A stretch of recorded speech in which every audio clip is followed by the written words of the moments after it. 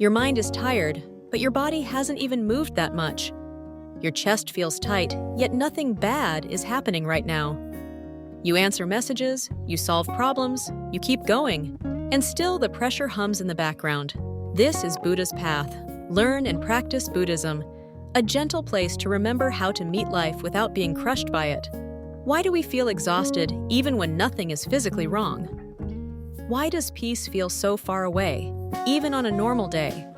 And why can one tiny thing, a message left on read, a mistake at work, a look from someone we love, suddenly flip our inner world upside down? Here's the twist. Stress isn't only about having too much to do. Stress is often the mind trying to control what it cannot control, and then tightening even more when life refuses to cooperate. Dharma isn't blind belief, and it's not just a label. It's the reality of how things work, and the training that helps us see clearly, so we suffer less. Today, I'll share a 3-step calm method you can use anywhere. In traffic, before a difficult conversation, even while your thoughts are still loud. And stay until the end, because I'll point out one quiet mistake that keeps stress alive, even for people who meditate. Step 1. Name the wave. Most of us skip this and go straight to fixing. We fix the email, we fix the schedule, we fix the other person. But the wave is already crashing inside the body, so we name it, softly, honestly. Stress is here. Fear is here. Irritation is here. Not I am stressed, because that turns a passing state into an identity. Just, stress is here. That one sentence creates space, and space is where choice begins. Try it with something simple. Before you open your phone, notice the tightening, then whisper, anxiety is here. No drama, no judgment, just seeing. This is mindfulness in its simplest form. You stop being the wave, and you become the one who can hold the wave. But naming alone doesn't dissolve stress, because the mind is usually gripping something underneath.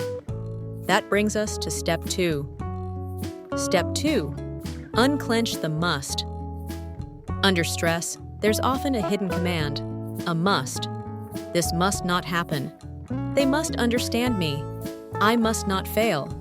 That must is attachment, the heart gripping an outcome, an identity, or a story about how life should be. After you name the wave, ask one calm question. What is my mind demanding right now? Maybe it's, I must be seen as competent, or I must keep everyone happy, or this must be easy. When you find it, don't shame yourself. Everyone has a must. Instead, gently loosen it, like opening a fist that has been clenched for hours. Say, I want this, and I can't control it completely. Or, I care about this, and it's allowed to be uncertain. Or even simpler, softening. This is where impermanence becomes medicine. The moment is changing. The emotion is changing. Even the story in your head is changing.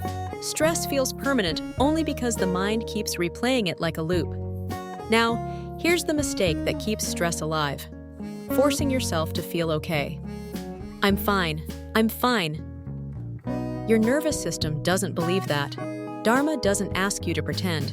It asks you to see clearly and release what you're gripping. And when you release, you need somewhere to return. That's step 3. Step 3. Return to refuge.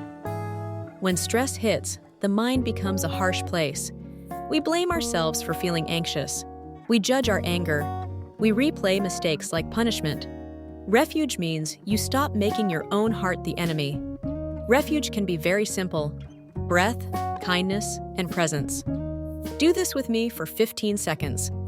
Breathe in slowly and notice tightness.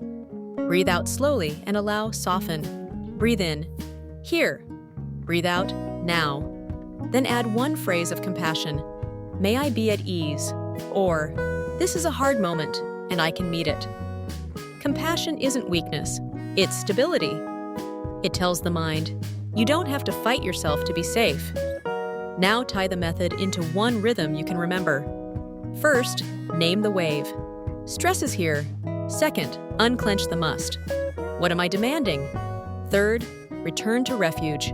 Breathe, soften, be kind. Now we can answer the questions we started with. Why do we feel exhausted even when nothing is physically wrong? Because the mind has been gripping all day, resisting reality and carrying invisible weight. Why does peace feel so far away? Because we search for peace by controlling the world outside, instead of training the heart inside. Peace isn't a perfect schedule. Peace is a wise relationship with change. And why can one tiny thing shake us? Because it touches a must: approval, certainty, control. When you see the must, you don't have to obey it. You can release it. How do you make this stick in a busy life? Don't wait for a perfect quiet moment. Train in small moments. When you wash your hands, name the wave. When you open a message, unclench the must. When you sit down, return to refuge with 3 breaths. Small practice, many times. This is how the mind learns a new home. Stress will still visit, because life will still change, but it won't own you the same way. It becomes weather moving through a wide sky. And if you forget the steps, don't worry. Forgetting is part of training. Just return to the next breath. One honest noticing is already Dharma in action. One softened moment can change the rest of your day. If this brought you even a little calm, keep walking with us on Buddha's path. Learn and practice Buddhism. Like this video, share it with someone who needs steadiness today, and subscribe to the channel for more simple teachings you can practice in real life.